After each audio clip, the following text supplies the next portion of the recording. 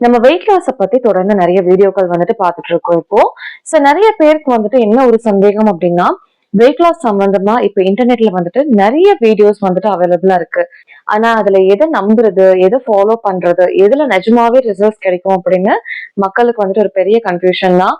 So இப்போ ஒரு 4 நாள் வந்துட்டு ஒரு வெயிட் லாஸ் ஜூஸ் வந்துட்டு நீங்க ஃபாலோ பண்ணிட்டு இருக்கீங்க அப்படின்னா, திடீர்னு உங்களுக்கு வீடியோ சஜஷன்ல வந்துட்டு திடீர்னு வேற ஒரு விஷயம் காமிக்கும்.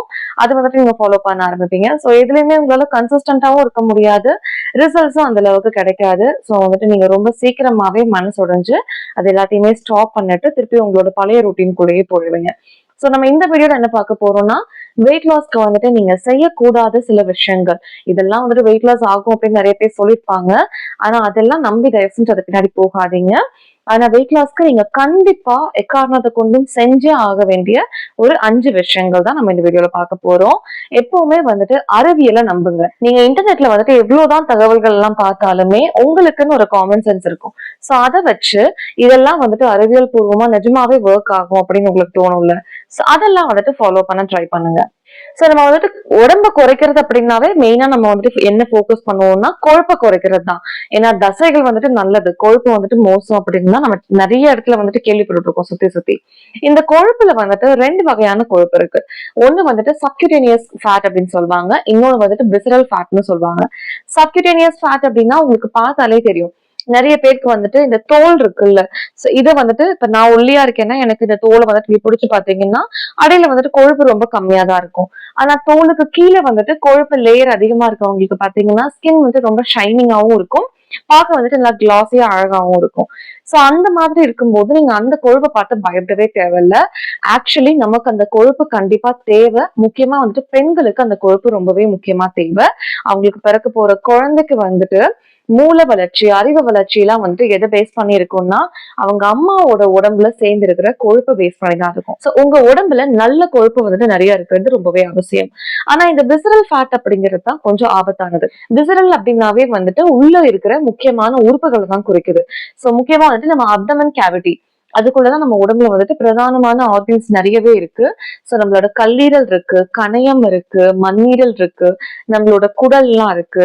சோ இது மேல எல்லாம் வந்துட்டு போய் கொழுப்பு படியும் போது நம்ம உடம்புல வந்துட்டு வெளியில உள்ள ஃபேட் செல்ஸ் எல்லாம் ஃபில் ஆயிடுச்சு, கொழுப்பு எங்க ஸ்டோர் ஆகுறதுன்னே தெரியல அப்படிங்கும் போதுதான் இந்த மாதிரி உள்ள இருக்கிற உறுப்புகள் மேல வந்துட்டு கொழுப்பு படிய ஆரம்பிக்கும்.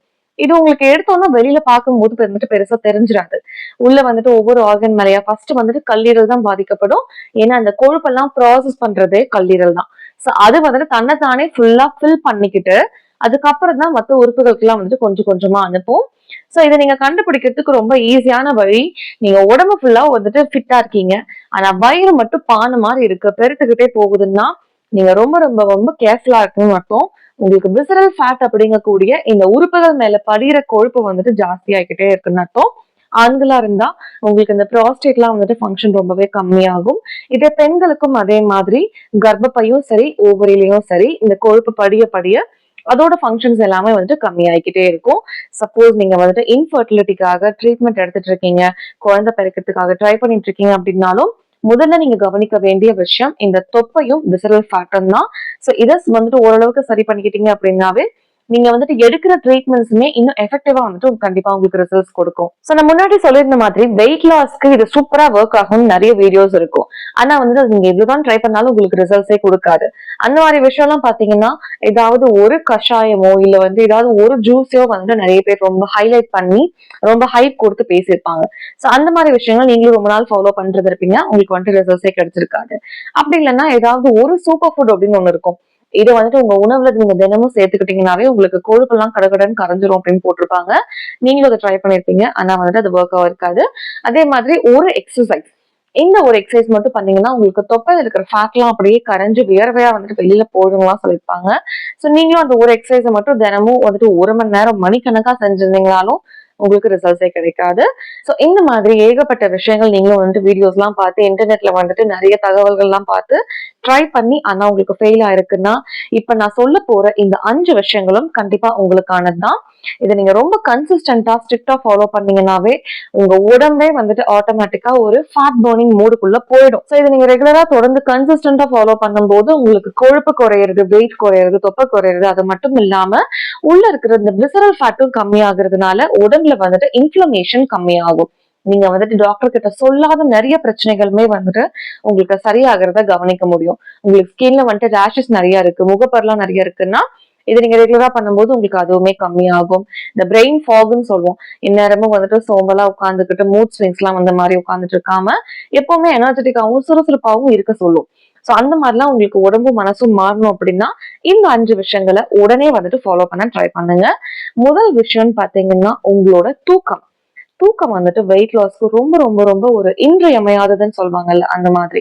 நீங்க வந்துட்டு என்னதான் ட்ரை பண்ணிட்டு இருக்கீங்க, நாள் ஃபுல்லா வெயிட் லாஸ்க்காக ஓடிக்கிட்டு இருக்கீங்க, கண்ட டயட் ஃபாலோ பண்ணிட்டு இருக்கீங்க அப்படின்னாலும் அந்த நைட் வந்துட்டு நீங்க நல்லா தூங்குனீங்க அப்படின்னா உங்க உடம்புல வந்துட்டு அந்த ரிப்பேர் ஒர்க் வந்துட்டு நடக்கும். சோ நைட்ல வந்துட்டு நீங்க நல்லா தூங்கும் போதுதான் நல்ல ஆழ்ந்த தூக்கத்துல உங்க உடம்பு கொழுப்பை வந்துட்டு எரிபொருளா யூஸ் பண்ணும். அதே மாதிரி அதுக்கப்புறம் ஆப்போசிட்டா நீங்க நைட் வந்துட்டு லேட் நைட் தூங்குறதே ஒரு பழக்கமா வச்சுட்டு இருந்தீங்கன்னா உங்களுக்கு வந்துட்டு அளவு கம்மியா சாப்பிடுவீங்க, எக்ஸசைஸ் எல்லாம் பண்ணுவீங்க, ஆனா நைட் வந்துட்டு 12 மணிக்கு தான் தூங்கவே போவீங்க அப்படின்னா உங்களுக்கு வந்துட்டு கொழுப்பு குறையாது, வயிறு வந்துட்டு பெருசாகிக்கிட்டே இருக்கும், உடம்புல எல்லா பகுதியிலுமே கொழுப்பு சேர்ந்துகிட்டே இருக்கும். அதுக்கு ரொம்ப முக்கியமான ஒரு கல்பிரிட் யாருன்னா உங்களோட ஸ்ட்ரெஸ் ஹார்மோன், அதாவது உங்களோட கார்டிசால் லெவல் தான்.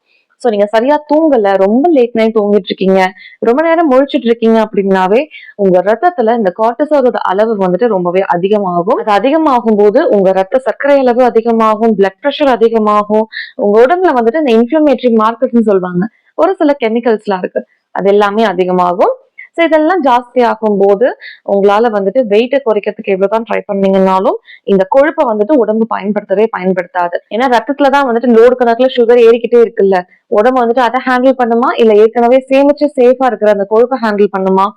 சோ அங்க வந்துட்டு ஒரு பிரச்சனை இருக்கு. சோ அது மட்டும் இல்லாம நீங்க வந்துட்டு ரொம்ப லேட் நைட் வரைக்கும் முழிச்சிட்டு இருக்கீங்கன்னா நான் ஏற்கனவே சொல்லியிருக்கேன், இன்ஃப்ளமேஷன் உண்டாக்குற கெமிக்கல்ஸ் வந்துட்டு நிறைய உண்டாகும் அப்படின்னு சொல்லிட்டு. சோ இந்த கெமிக்கல்ஸ் எல்லாம் வந்துட்டு உங்க ரத்த குழாய்களை டேமேஜ் பண்ணும்.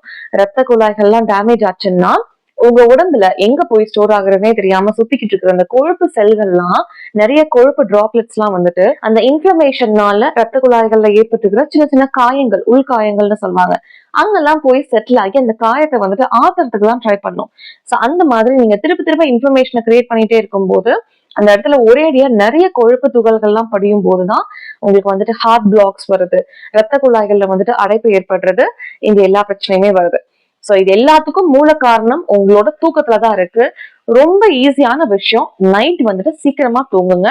9-10 மணிக்கு மேல முழிச்சிட்டு இருக்கிறது வழக்கமா வச்சிருக்காதீங்க. ரெண்டாவதா நீங்க செய்ய வேண்டிய விஷயம் என்னன்னா இந்த சர்க்கரையை வந்துட்டு கம்ப்ளீட்டா உங்க டயட்ல இருந்து கட் பண்ணிடுங்க.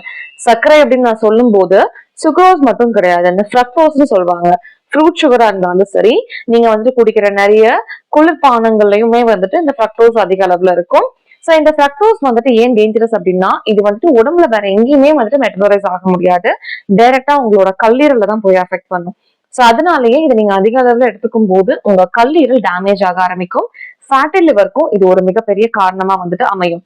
சோ முடிஞ்ச அளவுக்கு நீங்க வெயிட் லாஸ் ட்ரை பண்றீங்கன்னா பழங்களை வந்துட்டு ஜூஸா எடுத்துக்கிறது, வெளியில எல்லாம் போயிட்டு இருக்கும் போது நீங்க அந்த கோகோ கோலா, பெப்சி, இல்ல மாசா, ஸ்லைஸ் இந்த மாதிரிலாம் சர்க்கரை நிறைய ஆர்டிபிஷியல் சுகர் வந்துட்டு நிறைய போட்ட இந்த ஜூசஸ் எல்லாம் குடிக்கிறது, இனிப்பு பண்டங்கள் ஸ்வீட்ஸ் வந்துட்டு நிறைய சாப்பிடுறது, இது எல்லாத்தையுமே தவிர்க்க ட்ரை பண்ணுங்க. கம்ப்ளீட்டா நோ சுகர் டயட்டுக்கு போக ட்ரை பண்ணுங்க.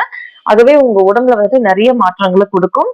முக்கியமா இந்த இன்ஃப்ளமேஷனும் கம்மியாகும், தொப்பையும் கம்மியாகும், விசரல் ஃபேட்டுமே நல்ல அளவுல கம்மியாகும். மூணாவதா நீங்க கவனிக்க வேண்டிய விஷயம்னு பாத்தீங்கன்னா கொழுப்பு. நமக்கு வந்துட்டு என்ன ஒரு மனசுல எல்லாருக்கும் ஒரு மென்டாலிட்டினா நம்ம உடம்புல கொழுப்பு குறையணும் அப்படின்னா உணவுல கொழுப்பு கம்ப்ளீட்டா ஸ்டாப் பண்ணிக்கணும் அப்படின்னு சொல்லிட்டு. ஆக்சுவலி இது ஒரு காம்ப்ளிகேட்டடான விஷயம் தான். நீங்க வந்துட்டு கொழுப்பை ஸ்டாப் பண்ணீங்கன்னா உடம்பு கொழுப்பை எரிக்காது. அதுக்கு பதிலா நீங்க சர்க்கரையை ஸ்டாப் பண்ணி பாருங்க, உடம்பு வந்துட்டு கொழுப்பை எரிக்க ஆரம்பிச்சிடும். ஏன்னா உங்க உடம்புல ஸ்டோர் ஆகுற கொழுப்பு எல்லாமே நீங்க அப்படியே சாப்பிடுற கொழுப்புன்னு நினைச்சிட்டு இருக்கீங்க. அப்படி கிடையாது. நீங்க அதிக அளவுல எடுத்துக்கிற அந்த சர்க்கரையை எப்படி ஹேண்டில் பண்றது அப்படின்னு தெரியாம நம்ம கல்லீரல் அது எல்லாத்தையுமே கொழுப்பா கன்வெர்ட் பண்ணி தான் ஸ்டோர் பண்ணுது. சோ உங்களுக்கு கொழுப்பை கரைக்கணும் அப்படின்னா சர்க்கரையை நிறுத்துங்க. நல்ல கொழுப்பு நீங்க நிறைய எடுத்துக்கிட்டீங்க அப்படின்னாவே, நல்ல ஆரோக்கியமான கொழுப்பை கவனிங்க, அதை நிறைய எடுத்துக்கிட்டீங்கன்னாவே உங்க உடம்பு ஆட்டோமேட்டிக்கா கொழுப்பு எல்லாத்தையுமே வந்துட்டு யூஸ் பண்ண ஆரம்பிக்கும். சோ நல்ல கொழுப்பு உங்க உணவுல அதிகமாச்சு அப்படின்னா வெயிட் லாஸ்க்கு ரொம்பவே ஹெல்ப் பண்ணும். 4வது விஷயம் பாத்தீங்கன்னா, நான் ஏற்கனவே சொல்லியிருக்கேன், முடிஞ்சா வந்துட்டு நடைப்பயிற்சி கண்டிப்பா தினமும் செய்யுங்க. ஸ்ட்ரென்த் ட்ரைனிங் பண்ணுங்க. இது எதுவுமே முடியலன்னா அட்லீஸ்ட் ஒரு 10 நிமிஷமாவது, காலையில ஒரு 10-15 நிமிஷம், சாயங்காலம் ஒரு 10-15 நிமிஷம் கார்டியோ ஒர்க் அவுட் நல்லா பண்ணுங்க. கார்டியோ வந்துட்டு நீங்க ரெகுலரா பண்ணிட்டு இருக்கீங்க அப்படின்னாலும் நீங்க வந்துட்டு இந்த HIITன்னு சொல்லுவாங்க, கொஞ்சம் ஹை இன்டென்சிட்டி இன்டர்வல் ட்ரைனிங் அந்த மாதிரிலாம் நீங்க ட்ரை பண்ணலாம். சோ இதெல்லாம் பண்ணும்போது உங்களோட ஹார்ட்டுமே ஸ்ட்ராங் ஆகும், எடையும் வந்துட்டு நல்லாவே கம்மியாகும், ஃபேட் பர்னிங்கும் நல்லா நடக்கும். சோ உங்க உடம்பு வந்துட்டு எனர்ஜி லெவல் நல்லா இம்ப்ரூவ் ஆகிட்டு எந்நேரமும் சுறுசுறுப்பாவே இருக்கிறத உங்களால பார்க்க முடியும். சோ இந்த 4 விஷயத்தையும் நீங்க கண்டிப்பா செஞ்சுட்டு இருக்கீங்க அப்படின்னா இந்த நான் சொல்ல போற இந்த 5வது விஷயத்தையும் கண்டிப்பா ஆட் பண்ணிக்கோங்க. நிறைய வயிறு குழுங்க, சிரிங்க. எந்நேரமும் உடம்பையும் மனசையும் இறுக்கமாவே வச்சுட்டு இருந்தீங்கன்னா, நான் ஏற்கனவே சொன்ன மாதிரி இந்த கார்டிசால் அப்படிங்கிற கல்பிரிட் வந்துட்டு உங்க உடம்புல அதிகமாயிட்டு தான் இருப்பாங்க. சோ அதை வந்துட்டு நீங்க கம்மி பண்ணணும் அப்படின்னா மனசு விட்டு நிறைய சிரிக்கணும், நிறைய வந்துட்டு காமெடி எல்லாம் பாருங்க, சுத்தி இருக்கவங்க கூட சந்தோஷமா சிரிச்சு பேச ட்ரை பண்ணுங்க, நிறைய வந்துட்டு சின்ன சின்ன விஷயங்களுக்கு ரசிக்க ட்ரை பண்ணுங்க. முக்கியமா நீங்க மனசு விட்டு சிரிக்கணும் அப்படின்னா உங்களோட ஈகோவை தூக்கி குப்பை தொட்டியில போட்டுருங்க. உங்க மனசுல வந்துட்டு நான் தான் பெரிய ஆள், எனக்குதான் எல்லாம் தெரியும்னு நினைச்சீங்கன்னா மத்தவங்க கூட சகஜமா பழகிறத வந்துட்டு அது ரொம்பவே ஸ்டாப் பண்ணும். சோ அந்த விஷயத்தை தூக்கி குப்பை தொட்டியில போட்டீங்கன்னாவே உங்களால ஒரு சின்ன குழந்தை மாதிரி எல்லா விஷயத்தையும் ரசிக்கவும் முடியும், சந்தோஷமா இருக்க முடியும், மனசு விட்டு நிறைய சிரிக்க முடியும். சோ இது வந்துட்டு வெயிட் லாஸ்ல இது வரைக்கும் நீங்க மிஸ் பண்ணிட்டு இருக்கிற ஒரு கீயா இருந்ததுன்னா இன்னைக்கே வந்துட்டு அந்த கீயை போட்டு அந்த லாக் ஓபன் பண்ணிடுங்க. சோ இந்த 5 விஷயத்துல நீங்க எதெல்லாம் முன்னாடியே ஃபாலோ பண்ணிருக்கீங்க, இன்னையில இருந்து எதெல்லாம் ஃபாலோ பண்ண ஆரம்பிக்க போறீங்கன்னு கீழே கமெண்ட்ல சொல்லுங்க. வெயிட் லாஸ் சம்பந்தமா உங்களுக்கு வந்துட்டு வேற ஏதாவது சந்தேகங்கள் இருந்தாலும் கீழே கமெண்ட் செக்ஷன்ல போடுங்க. நான் முடிஞ்ச அளவுக்கு எல்லாத்தையுமே வீடியோஸ் போட்டு கிளியர் பண்ண ட்ரை பண்றேன். சோ அடுத்த வீடியோல பார்க்கலாம். நன்றி.